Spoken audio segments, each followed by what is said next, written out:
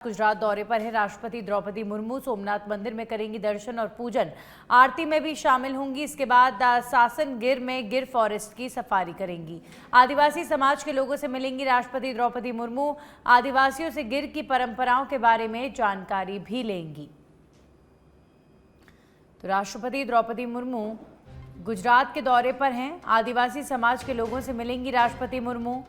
3 दिनों के गुजरात प्रवास पर हैं राष्ट्रपति और यहां पर गिर के आदिवासियों के साथ बातचीत कर उनकी परंपराओं के बारे में भी बातचीत करेंगी और एक अलग तरह का इंटरैक्शन आदिवासियों के साथ, गुजरात के आदिवासियों के साथ राष्ट्रपति मुर्मू का रहने वाला है।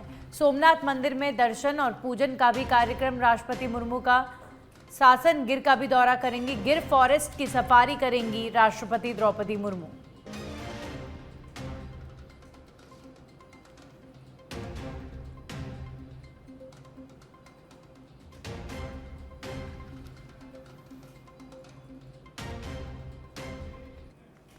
खबरों में आगे बढ़ेंगे और बात करेंगे बीजेपी केंद्रीय चुनाव समिति की होगी बैठक। 12 अक्टूबर को होगी केंद्रीय चुनाव समिति की बैठक।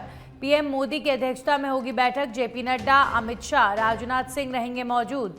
केंद्रीय चुनाव समिति के सभी बड़े नेता मौजूद रहेंगे।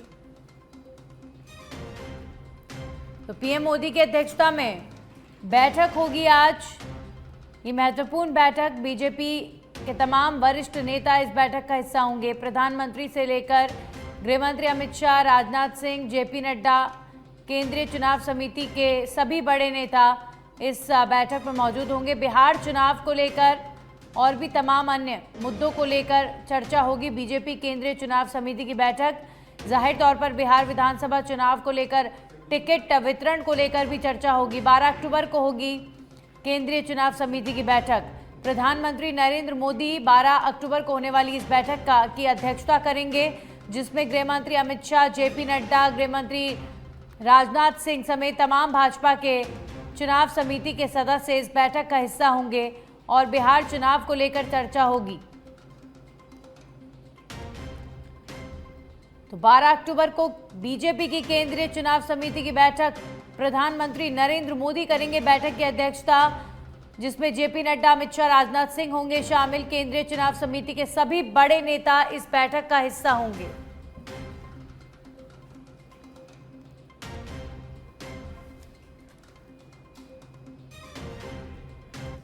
वहीं दिल्ली में जम्मू कश्मीर की सुरक्षा के मुद्दे पर अहम बैठक हुई है। गृहमंत्री अमित शाह की अध्यक्षता में अहम बैठक। दिल्ली में कल 3 घंटे तक चली हाई लेवल मीटिंग।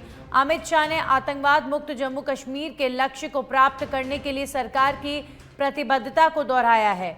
सुरक्षा एजेंसी के प्रयासों से आतंकवादी तंत्र जम्मू कश्मीर में लगभग खत्म हो गया है, ये दावा भी गृहमंत्री अमित शाह की तरफ से किया गया। तो कल दिल्ली में ये महत्वपूर्ण बैठक जम्मू कश्मीर को आतंक मुक्त करवाने को लेकर आयोजित हुई है और कल गृहमंत्री अमित शाह ने महत्वपूर्ण बात भी कही है और उन्होंने कहा है कि सुरक्षा एजेंसियों के प्रयासों की वजह से आतंकवादी तंत्र जम्मू कश्मीर में लगभग खत्म हो गया है। ये दावा गृहमंत्री अमित शाह की तरफ से किया गया है। दिल्ली में J&K की सुरक्षा के मुद्दे पर कल अहम बैठक गृहमंत्री अमित शाह के नेतृत्व में हुई है और लगातार आप देखते हैं जम्मू कश्मीर में सुरक्षा बलों की तरफ से ऑपरेशंस भी चलाए जाते हैं और अब ऐसा दावा भी गृहमंत्री कर रहे हैं कि सुरक्षा एजेंसियों के प्रयासों से आतंकवादी तंत्र जम्मू कश्मीर में खत्म होने की कगार तक है। मुख्य तौर पर हम बात करें पहलगाम हमले के बाद जिस तरीके की परिस्थितियां जम्मू कश्मीर में बनी, उसके बाद से लगातार वहां पर सर्च ऑपरेशन और आतंकवादियों को खत्म करने के लिए ऑपरेशंस चलाए जा रहे हैं और लगातार इनकी मॉनिटरिंग केंद्र सरकार कर रही है। एक एक करके आतंकवादियों को मौत के घाट भी उतारा जा रहा है और अब इसीलिए आतंकवादी तंत्र को लेकर गृहमंत्री अमित शाह ये कह रहे हैं कि सुरक्षा एजेंसियों की वजह से आतंकवादी तंत्र जम्मू कश्मीर में खत्म होने को है।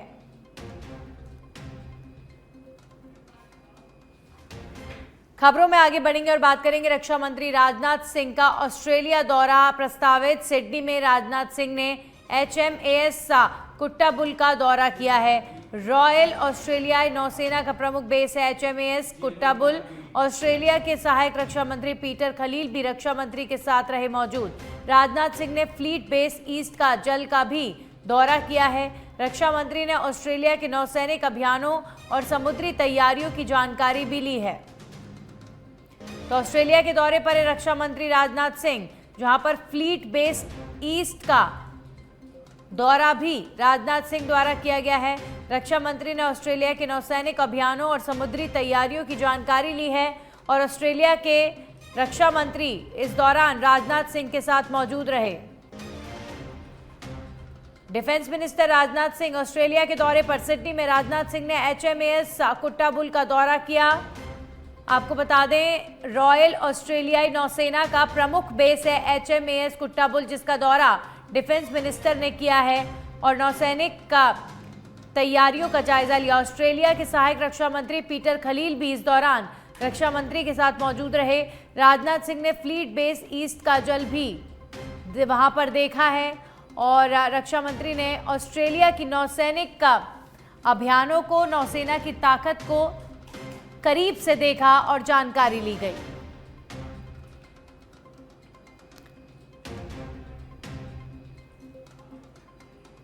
और पाकिस्तान से इस वक्त की बड़ी खबर आ रही है। पाकिस्तान के 2 शहरों में इंटरनेट बंद कर दिया गया है। इस्लामाबाद और रावलपिंडी में इंटरनेट को बंद कर दिया गया है। रात 12 बजे से अगले आदेश तक इंटरनेट बंद रखा जाएगा। उग्रवादी धार्मिक संगठन ने प्रदर्शन का किया है ऐलान।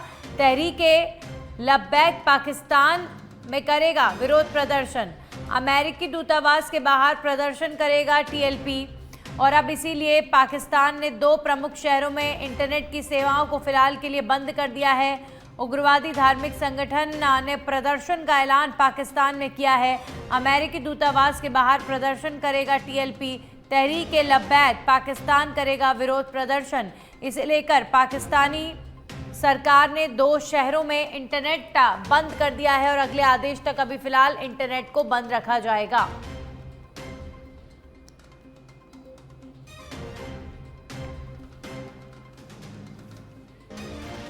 बिहार चुनाव से जुड़ी इस वक्त की बड़ी खबर आ रही है। जनसुराज ने जारी की है उम्मीदवारों की पहली लिस्ट। जनसुराज ने 51 उम्मीदवारों की पहली लिस्ट जारी कर दी है। जनसुराज के राष्ट्रीय अध्यक्ष उदय सिंह ने उम्मीदवारों के नामों की घोषणा की। समस्तीपुर से कर्पूरी ठाकुर की पोती को टिकट दिया गया है। वहीं नालंदा से पूर्व केंद्रीय मंत्री RCP की बेटी लता सिंह को टिकट दिया गया है। गोपालगंज से किन्नर प्रीति को टिकट दिया गया है। तो जनसुराज के राष्ट्रीय अध्यक्ष उदय सिंह ने बिहार में उम्मीदवारों के नामों का ऐलान कर दिया है और समस्तीपुर से कर्पूरी ठाकुर की पोती को टिकट दिया गया है। बिहार विधानसभा चुनाव की तारीख नज़दीक है और ऐसे में तमाम पार्टियां अब अपने उम्मीदवारों के नामों पर मुहर लगाकर जो सूचियां हैं वो जारी कर रही हैं।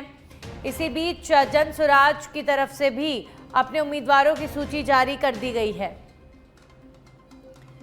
इस बार बिहार चुनाव बेहद दिलचस्प रहने वाले हैं क्योंकि सभी पार्टियां ये दावा एक तरफ कर रही हैं कि हम जीतेंगे, लेकिन बिहार की जनता का क्या मूड इस बार रहेगा कोई कुछ भी नहीं कह सकता और आकलन लगाना भी बेहद मुश्किल इस बार बिहार के चुनाव में नज़र आ रहा है।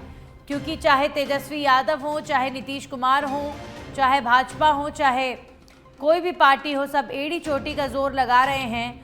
और आप देखिए लगातार रैलियों का दौर जारी है, लगातार सभी नेता वहां पर जनसंपर्क लगातार कर रहे हैं और काफ़ी तगड़ा कंपटीशन वाला इलेक्शन बिहार का इस बार रहने वाला है, ऐसी उम्मीद जताई जा रही है।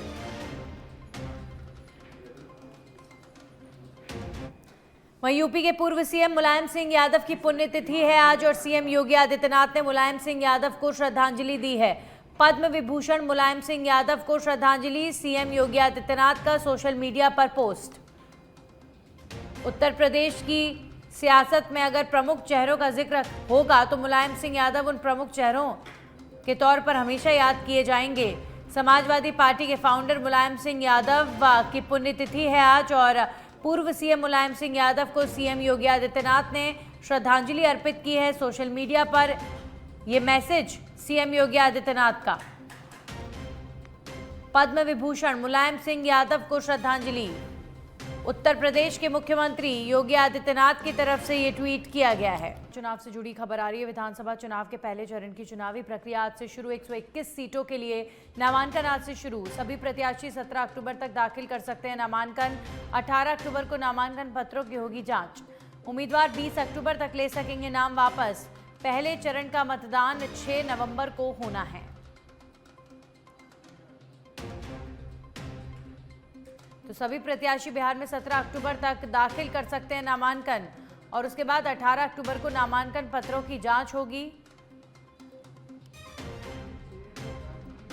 उम्मीदवार 20 अक्टूबर तक अपना नाम वापस ले सकते हैं। जिन्होंने नॉमिनेट अपने आप को किया है, नॉमिनेशन दायर किया है और उन्हें अगर चुनाव नहीं लड़ना है तो वो 20 तारीख से पहले अपना नॉमिनेशन वापस ले सकते हैं। पहले चरण का मतदान बिहार में 6 नवंबर को होना है और बिहार चुनाव को लेकर तैयारियां जोरों पर हैं, तैयारियां तेज हैं। बिहार चुनाव के पहले चरण की चुनावी प्रक्रिया आज से शुरू हो चुकी है।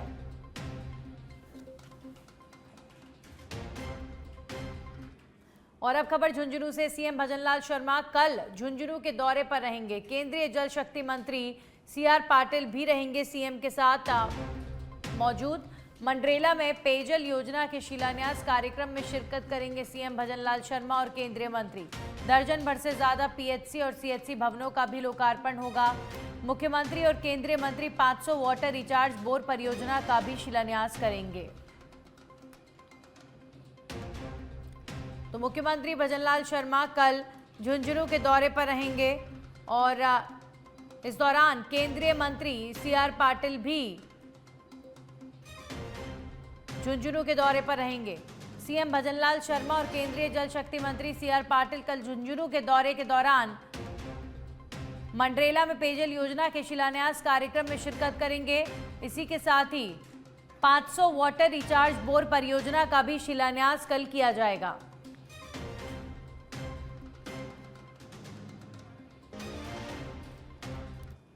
अब खबरों में आगे बढ़ते हुए बात जैतारण की, जहां पर अधिकारिता विभाग मंत्री अविनाश गहलोत आज करेंगे उप जिला चिकित्सालय का भूमि पूजन। चिकित्सा एवं स्वास्थ्य विभाग की ओर से निर्मित किया जा रहा नवीन राजकीय उप जिला अस्पताल कैबिनेट मंत्री अविनाश गहलोत के मुख्य आतिथ्य में किया जाएगा भूमि पूजन। 35 करोड़ रुपए की लागत से होगा अस्पताल का निर्माण। भूमि पूजन कार्यक्रम में सैकड़ों भाजपा कार्यकर्ता शामिल होंगे। तो कैबिनेट मंत्री अविनाश गहलोत के मुख्य आतिथ्य में अस्पताल का भूमि पूजन आज किया जाने वाला है। जैतारण में ये कार्यक्रम होगा। 35 करोड़ रुपए की लागत से अस्पताल का निर्माण किया जाएगा। भूमि पूजन कार्यक्रम में सैकड़ों भाजपा कार्यकर्ता भी शिरकत करेंगे और मंत्री अविनाश गहलोत के हाथों इस अस्पताल का भूमि पूजन होने वाला है।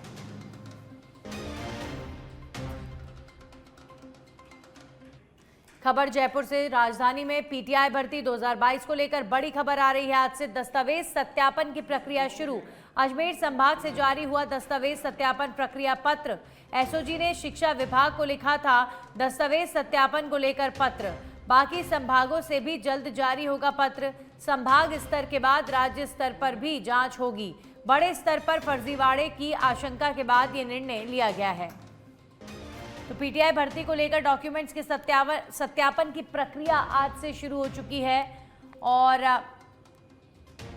पत्र जारी हो चुके हैं सत्यापन को लेकर। चूंकि पहले काफी गड़बड़ी हुई है तो इसीलिए पूरी सूझबूझ के साथ सत्यापन हो, ये सुनिश्चित किया जा रहा है विभागों द्वारा। एसओजी ने शिक्षा विभाग को दस्तावेज सत्यापन को लेकर पत्र भी लिखा है। हमारे सहयोगी कुणाल जुड़ चुके हैं इस खबर पर। कुणाल, क्या जानकारी पीटीआई भर्ती को लेकर, क्या जानकारी आ रही है? डॉक्यूमेंट सत्यापन को लेकर किस तरीके से सख्ती बरती जा रही है? क्योंकि इस पूरे मामले को लेकर एसओजी द्वारा लगभग 1.5 साल पहले शिक्षा विभाग को पत्र लिखा गया था कि इस भर्ती में बड़े स्तर पर फर्जीवाड़ा हुआ है। ऐसे में इसमें पुनः दस्तावेज सत्यापन करवाया जाए, क्योंकि बैकडेट में जो डिग्री लेकर आए हैं अभ्यर्थी, क्योंकि इतनी बड़ी संख्या में अभ्यर्थी हैं कि उनको उन सभी पर कार्रवाई करना एसओजी के हाथ में नहीं है। ऐसे में इस पूरे मामले को लेकर बड़ी कार्रवाई हो, इसके लिए शिक्षा विभाग को पत्र लिखा था। अब इसमें 2 कमेटियां गठित की गई है। हर संभाग पर एक कमेटी जांच करेगी और उसके बाद राज्य स्तर पर एक कमेटी का गठन किया गया है जो इन तमाम दस्तावेजों को जांचेगी। बता दें कि इससे पूर्व में जिस यूनिवर्सिटी से डिग्री लेकर आए हैं उसके जो उस यूनिवर्सिटी यूनिवर्सिटी से संबंधित लोग हैं उनको एसओजी पूर्व में गिरफ्तार कर चुकी है। ऐसे में इस पूरे मामले को लेकर कई बड़े खुलासे होने की संभावना है। अब इसमें जांच होगी और जांच के बाद कितने लोग फर्जी, लगभग 1159 का आंकड़ा बताया जा रहा है। इससे कम या ज्यादा जो फर्जियों का आंकड़ा है वो हो सकता है जो बैक डेट में डिग्री लेकर आए हैं। इसके लिए अजमेर संभाग ने पत्र जारी कर दिए दस्तावेज सत्यापन के लिए। और अच्छी बात यह है कि दस्तावेज सत्यापन की प्रक्रिया में एसओजी भी शामिल रहेगी। चलिए, शुक्रिया कुणाल आपका तमाम जानकारियों के लिए। तो एसओजी लगातार नजर बनाए हुए है पीटीआई भर्ती 2022 में डॉक्यूमेंटेशन में जिस तरीके से धांधलेबाजी हुई उसे लेकर अब सख्ती बरती जा रही है और जल्दी बड़े खुलासे भी होंगे, ऐसी उम्मीद जताई जा रही है। वहीं सीकर के श्रीमाधोपुर से खबर है जहां पर मुंडरू में चिकित्सा विभाग की कार्रवाई, नकली दूध के कारोबार पर बड़ी कार्रवाई की गई है। चिकित्सा विभाग की टीम ने दूध डेयरी पर की छापेमारी, करीब 500 लीटर मिलावटी दूध को यहां पर नष्ट करवाया गया है। 250 किलो स्कीम्ड मिल्क पाउडर भी जब्त किया गया है। तो श्रीमाधोपुर में कार्रवाई हुई है और नकली दूध यहां पर 500 लीटर मिलावटी दूध, इस पर कार्रवाई हुई है। 250 किलो स्किम्ड मिल्क भी यहां पर जब्त किया गया है, मिल्क पाउडर जब्त किया गया है। नकली दूध के कारोबार पर यहां पर छापेमार कार्रवाई चिकित्सा विभाग की तरफ से की गई है।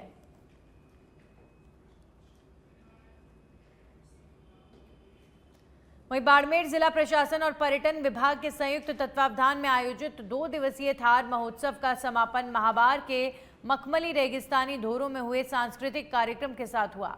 इस कार्यक्रम में कई ख्यातिनाम राजस्थानी लोक कलाकारों ने अपनी शानदार प्रस्तुतियों और लोकवाद्य यंत्रों की प्रस्तुतियों से दर्शकों को मंत्र मुग्ध कर दिया। वहीं विश्व विख्यात जसनात संप्रदाय के अग्नि नृत्य ने इस समापन समारोह पर 4 चांद भी लगा दिए। तो बाड़मेर में सांस्कृतिक कार्यक्रम और थार महोत्सव का हुआ समापन। कहना चाहूँगा कि आज जो हमारे मुख्यमंत्री जी की सोच है, आज ये बहुत ही शानदार जानदार जो कार्यक्रम सीमांत बाड़मेर जिले के अंदर जो थार महोत्सव हुआ है, ये एक खुद में अद्भुत है। हमारे जिला प्रशासन ने जो इसकी शानदार प्रस्तुति की, यहाँ के लोगों के अंदर जो एक उत्साह आपको और हमको देखने को मिल रहा है, ये उन कलाकारों के मनोबल को आज विश्व के पटल तक कैसे हमारे कलाकार पहुंच सके, उनके मन की भावना को कैसे सिर्फ हमारे मारवाड़ के नहीं, हमारे राजस्थान के नहीं, पूरे देश के नहीं, विदेश के लोग कैसे इन कलाकारों के मनोबल को बढ़ा सके, ये अपने बहुत अच्छा लगा कि बहुत अच्छा पब्लिक पार्टिसिपेशन रहा और सभी के सपोर्ट से गवर्नमेंट का जो एक पूरा विजन है कि हर ज़िले में लोकल फेस्टिवल्स बहुत जोर शोर से सेलिब्रेट हों, सभी कलाकारों को मौका मिले और सभी मीडिया का भी स्पेशली थैंक यू देना चाहेंगे कि इतनी अच्छी कवरेज करे कि हमारा ये प्रोग्राम आपने जन जन तक पहुँचाया। So we are very grateful, we are very thankful. बहुत अच्छा लगा कि बहुत अच्छा पब्लिक पार्टिसिपेशन रहा और सभी के सपोर्ट से। वहीं भारत और वेस्ट इंडीज का दूसरा टेस्ट आज दिल्ली टेस्ट में भारत ने जीता टॉस। वेस्ट इंडीज के खिलाफ भारत ने चुनी बैटिंग। दिल्ली के अरुण जेटली स्टेडियम में खेला जाएगा मुकाबला। भारत ने टॉस जीत लिया है। ये दूसरा टेस्ट मैच जो है वो शुरू हो रहा है। दिल्ली टेस्ट में भारत ने टॉस जीत लिया है। वेस्ट इंडीज के खिलाफ भारत ने बैटिंग चुनी है। तो भारत की तरफ से टॉस जीतने के बाद बल्लेबाजी को चुना गया है। दिल्ली के अरुण जेटली स्टेडियम में ये मुकाबला इंडिया वर्सेस वेस्ट इंडीज खेला जाएगा। तो भारत बनाम वेस्ट इंडीज का दूसरा टेस्ट मैच है आज और दिल्ली टेस्ट में भारत ने जीता टॉस। अब खबर डीडवाना से, जहां पर एक्शन मोड में है लाडनू के deputy Vicky Nagpal. Modified silencer वाली बुलेट्स जब जब्त की जा रही है। 3 बुलेट जब्त कर चालकों को पैदल घर भेजा गया है। साथ ही वाहनों की काली फिल्मों पर भी कार्रवाई की गई है। वाहनों की जांच कर उतारी गई काली फिल्में। युवाओं को यातायात नियमों का पालन करने की यहां पर शपथ दिलाई गई है।